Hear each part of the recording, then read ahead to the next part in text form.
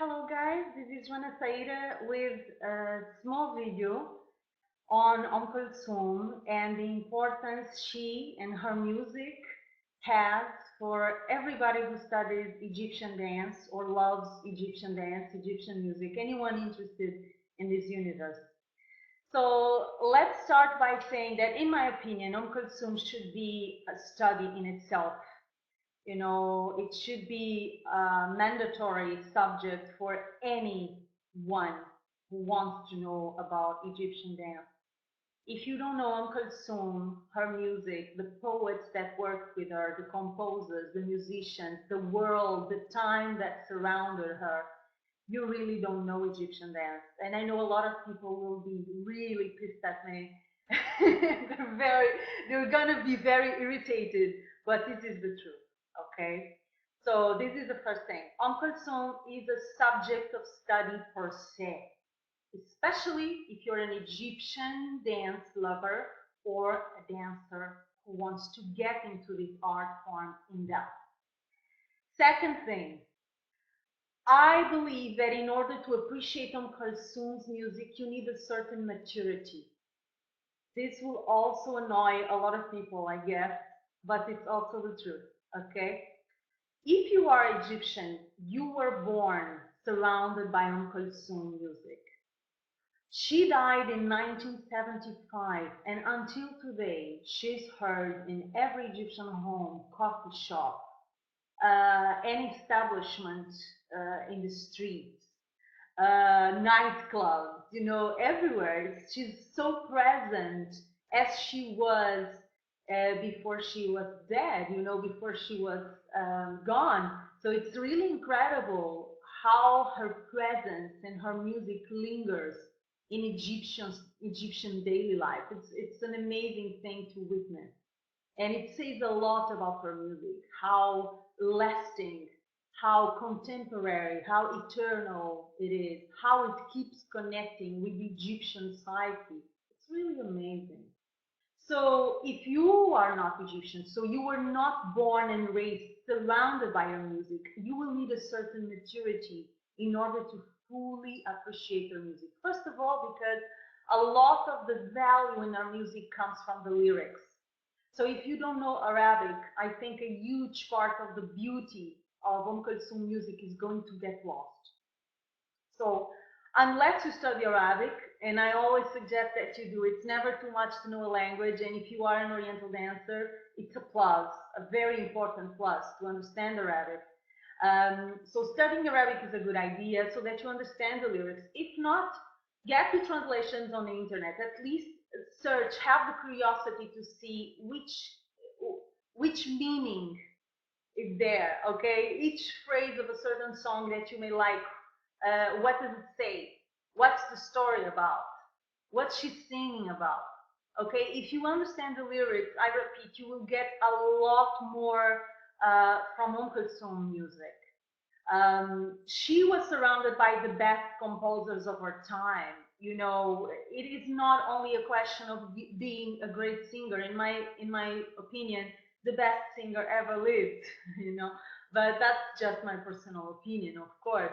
But she was surrounded by the best composers, the best poets, the best musicians. She lived in a time when Egypt was very proud of itself. So the English had just been thrown off Egypt very recently. And this was the first time Egypt was ruled by an Egyptian, for Egyptians. So there was a rebirth of self-esteem in Egyptian identity. Everything that was Baladi, really authentic Egyptian, was very much in fashion at her time. So of course that really helped. The historical time, the context she was born, the fact that she was surrounded by the best people of her craft. Even Mohammed Abdul Wahab, yeah, the modernizer of Egyptian music, he composed for her. And it was a clash of titans, a clash of two big figures, icons of Egyptian art, okay? She represented the classic, conservative, more you know, original, I would say, essential, I would say, side of Egyptian music. And he represented modernity. He represented the West, the influences of the West, the openness to evolution. So when these two met, and they didn't like each other that much, there are a lot of stories I heard from my musicians in Cairo that are very funny and very nasty as well, because they were very jealous of each other and competitive. So they didn't work with each other for a long time. And it was Nasser, the president at the time, that actually pulled them together. And then you had amazing, amazing results from that collaboration, such as Enta Omri, probably the music that dancers dance the most. That was a song that came back and forth because Kalthoum did not like the original version. Muhammad Abdul Wahab sent her. So she sent back the music to him several times and he arranged it. He worked on it and it went back and forth several times until it finally got to the version that we know nowadays. And it's really a mark in Egyptian history, Egyptian music and dance history. So let's understand that her time and her collaborations were very, very special. They were privileged. So when we listen to Kalthoum, we're not only listening to a great singer, we are listening to someone that gathered the best of the best, the creme de la creme of Egyptian music, Egyptian culture of our time. So this is like a pineapple. It's like the top of the top of Egyptian music development. You know, I've never heard better than that, honestly. And the reason why I say that it takes maturity to appreciate Kalthoum, first of all, has to do with the understanding of the language, Arabic, which for me is the most beautiful poetic language in the world. I really love it. I speak Arabic. I don't write or read, but I speak Arabic. And actually, I started learning Arabic singing Kalthoum in Cairo when I moved. Even before I started working, I put myself in a singing school. I don't know what I was thinking. In Mohandesin, that's a very well-known area of Cairo. So I thought, why not? Why not learn Arabic while study Kalthoum, while study singing? So I went to a school and the teachers were incredibly patient with me because I didn't know a word of Arabic and I wanted to sing Kalthoum. It's crazy, I know, it's very unconscious, very crazy, totally unaware of the of what I was getting into. But the thing is, the teacher was so patient and they taught me word by word, phrase by phrase, how to pronounce each word, how she exhaled, how she inhaled, how she did the pauses, how she did the breathing, how she extended a certain word, how she gave a special feeling to a detail here and there, how she went down, how she went up. So I had an amazing, amazing experience trying to learn Arabic and learning Egyptian dialect and classical Arabic as well, because in her music you will find Egyptian dialect and Arabic, classical, Fusha. It's called Fusha. So, for instance, El Atlal, a very famous song from Kalthoum, one of the most famous, though not so famous for dance because it's a hard one. But El Atlal is sung in Fusha, in classical Arabic. That's not the Egyptian dialect people use every day. It's not the Egyptian dialect that I know. So I trained myself and I learned Arabic starting with her music and I really fell in love with it. Yeah, because every word meant something. Every word brought a story that I could connect with. Every phrase that came from our music told me something. The way the music is built told me a lot about Egyptian dance as well. That's another thing. So I was learning about Kalthoum and singing in Arabic, but I was also learning about dance without noticing. Yeah, for instance, in Fakaruni, it's another very famous song. There is a part where she says, فكروني ازاي وانا نسيتك. It goes like فكروني ازاي وانا نسيتك. يعني فكروني ازاي.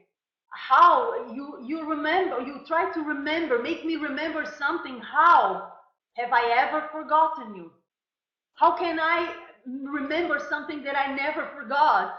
How can they make me remember something that I never forgot? فكروني ازاي وانا نسيتك. Did I forget you? Allah, it's really beautiful, very simple, but really lyrics that connect to our emotional life. And she sang them in a way that really touched our hearts. So indirectly, I was learning how to dance. Yeah. So the first point of understanding Kolthoum has to do with the Arabic, understanding the storyline and connecting with the storyline. And then you have the incredible instrumental body there. So it's not only a fact that understanding Arabic, understanding what she's saying may be a challenge for most people, non-Egyptians, non-Arabs, but also the instrumental side of our music is highly developed, is very rich. So even if we don't go for the music, the lyrics, even if we just stay on the instrumental, what Egyptian musicians called il madab, so it's the beginning, the entrance of every song, and you will find this in every song of Kalthoum. So you will find the instrumental introduction, and then you will find the first couplet with lyrics, second couplet, third couplet, yeah, and now and so forth. So the beginning is usually instrumental, but just the instrumental is a challenge because the composition is so tight, it's so perfect, and the orchestration is so rich. There are so many colors, so many dynamics and moments and moods and emotions that you need to be a very well-rounded Oriental dancer in order to catch all that information. You need to have your ear very well trained, very sharp, very sensitive, very open in order to catch all those colors.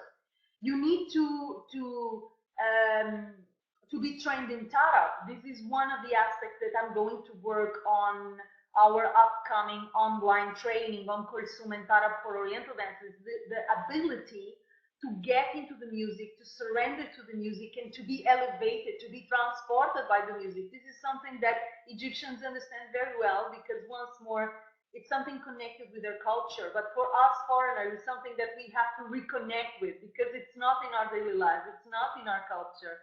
Okay? So, in order to catch the instrumental, you have to have the technique to back it up. You have to have the ear, the listening ability, the sensibility. You also have to have the courage and the predisposition or the training, because these things are trained to connect emotionally, not intellectually with the music. And this is something that really, I think, limits foreign dancers mostly, that they try to connect intellectually, mentally. They listen and they think, what will I do with this? What will I do here? Which movement will I use? And from an Egyptian point of view, we connect emotionally. We listen emotionally and we react with movement emotionally. We don't really think about it. You know, it's an emotional reaction to each point of the music, each phrase, you know. So it is very important to develop all these skills, all these abilities. And these are some of the reasons why I tell you that studying Oum Kalthoum is a school in itself. You know, last but not the least, once you do get deep into our music, you access classical Arabic music, sharki music, the classical, the core, the essence of Egyptian sensibility, the essence of Egyptian soul. Yeah? If you've ever listened, for instance, El Fulelo Leila, also very well known, it's one of the most danced songs from Kalthoum, El Fulelo Leila, yeah? Just listen how she says, Ya Habibi, يا حبيبي، والليل والسماء وجوموا قمروا قمروا سهروا، انت وانا يا حبيبي انا يا حياتي أنا. كلنا كلنا في الحب سوا. أرينا رينا رينا را. Beautiful. Understand what's happening there, for instance. Feel the breathings, feel the pauses, feel each word and translate it into movement. Understand this is really a trip into Egyptian identity. It is not just a singer. You know, I really I go crazy when people who are studying Egyptian dance, and some of them for a long time don't know Oum Kalthoum in depth. I think that's a very big flaw in the training of Oriental dance. You're missing a big point there. And if you really want to go seriously into Egyptian dance and understand it, I don't think you can go around Umm Kalthoum. You have to go through Umm Kalthoum. Yeah. Then there is another aspect that I listen from my musicians many times, which is, you know, some of her songs are not for dance, or actually none of her songs were made for dance. In her time, nobody was dancing her music. So Herzaki, who is for me the quintessential, the icon of Egyptian dance, um, she danced in Omri for the first time. She was the only dancer that dared and had the authorization to dance on Kalthoum, because it was like almost dancing the Quran, you know, it was haram, yeah, you don't touch on Kalthoum music. That's how elevated it was. And so Herzaki started to open the door so that dancers could use her music, yeah. So musicians, my musicians, they warn me very frequently, Madame, this is beautiful music, but it's not for dance. It's too hard for dancers. It's too hard, because sometimes you're dancing just a word. You're not dancing the rhythm. You're not dancing the melody. You're dancing just a word. You know, it's very hard. It's a challenge as an interpreter. You have to be a dancer, but you also have to be an interpreter. You have to use your imagination. You have to use your life. You need inner life also. Otherwise, you cannot connect with the stories she's telling you. You need to be a woman, you know, with a life. You have to have loved, and you have to have gained and lost and gone through life in order to understand her and to dance her. When I did the closing gala for Ahlan wa Sahlan Festival, organized by Madame Rakia Hassan, I chose, or rather, I accepted a song called Rahil Habibi from Umm Kalthoum. This was a suggestion from my musicians, but they warned me, Madame, this is a beautiful song. You're gonna love it, but it's not for dance. It's not for dance. Of course, they knew the moment they told me it's not for dance. You cannot do it. I would do it. And this is why they brought it to me and they showed it to me. Nobody can tell me you cannot do something. If you really want to see me doing something, tell me I cannot do it. And I'm gonna end you. I'm gonna kill you, baby. I'm gonna do it 3 times over. So they told me, Madame, this is impossible. This is not a music for dance. Rahel Habibi. And in fact, I had never heard that song.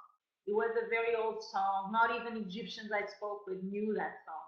But indeed, I did fall in love, and I presented it. I did it on the closing gala of Ahlan wa Sahlan festival with my orchestra. It was part of our show, and it was a success.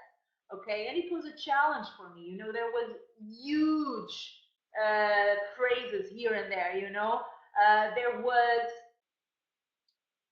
a word or two stretched endlessly with no rhythm to back it off, no melodic instruments to back it off, just words, you know. She said, um,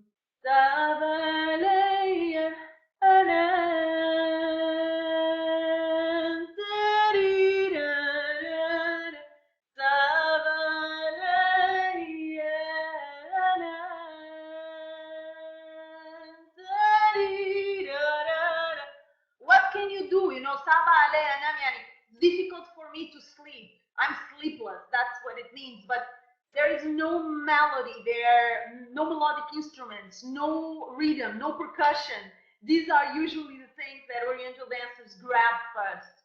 So you're kind of hanging in the air with three words: Sab alayya anam. Sab alayya anam. What can I do this? You know, how can I do it? How can I translate this? How can I put this into movement? You know, and the answer is you leave it. You have to experiencing it. Have you ever felt sleepless?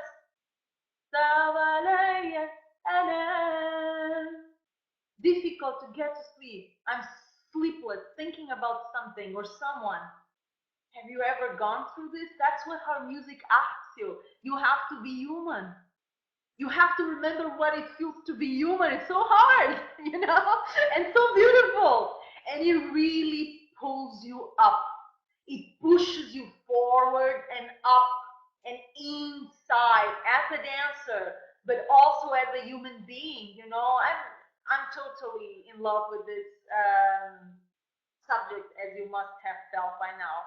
Everybody who knows me and knows my work are aware of my passion for Oum Kalthoum. It's one of my weaknesses because I adore her. I used to sit when I could, in the rare occasions that I could sit with strange men in coffee shops and just listen to Oum Kalthoum. This was one of my favorite secret pastimes, that I would go to a baladi coffee shop where Egyptian men were playing shishvish, you know, the taoula, the backgammon, and the drinking tea, and I would ask the owner to put on some Oum Kalthoum, and I would just sit, sipping my tea and sharing the experience of listening to her with the men in the coffee shop and observing their reactions, observing their comments, observing their emotions, how they came alive. Some of them cried, some of them remembered stuff, you know, some of them dreamt when they listened to her. It was really amazing, you know. So Oum Kalthoum is so much more even than just an essential training for dancers who are in Egyptian dance area. It's really a deep digression, a deep trip into Egyptian identity, but also, and I think the most interesting of all, a trip inside of human nature, human psyche, our dreams, our frustrations, our fears, our fragilities, our strength, our humanity, you know?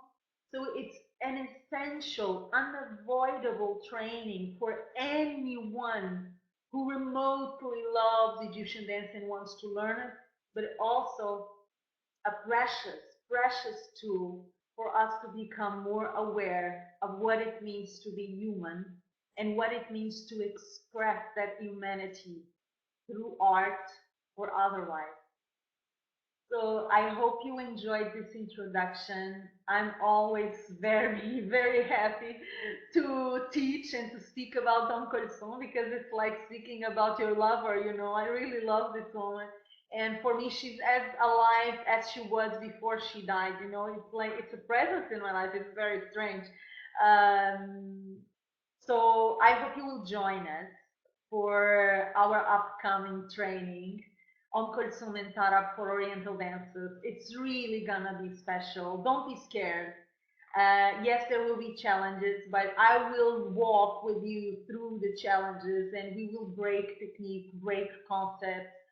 We will have a lot of material shared side by side with the classes, videos, music, documentaries, articles, a lot of information that help you sync the beauty and the magic and the usefulness of her music to your dance, how you can put all that into practice in your dance, how you can use her music and the things you can learn from her music in your dance. Yes? So welcome to our training. I hope you will come with your open heart because it's a very emotional training. Okay, it's not for machine-like dancers. It's for Oriental dancers.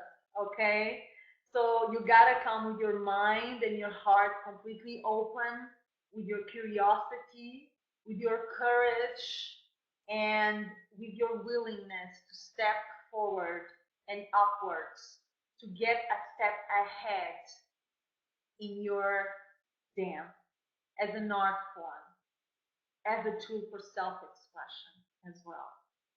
So I'm waiting for you. We're starting this Saturday, and I cannot wait to share everything I have shared with you. It's one of the loves of my life that I'm gonna share with you. So it's really exciting.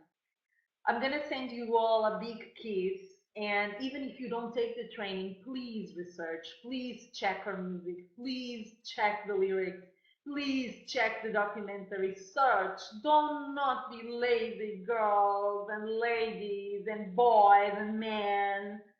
Don't be lazy. There's a lot of information, a lot of information. By the way, there is a book called The Voice of Orient. Yeah, The Voice of Egypt, sorry. Oum Kalthoum, The Voice of Egypt. There's a very nice book that I recommend from now on. So you can check it. There's a lot of information available. So if you're joining us for the training, you're going to have a blast and a lot of information condensed for you. If not, search for it. Okay, you can find books on her. There are music, live concerts on YouTube.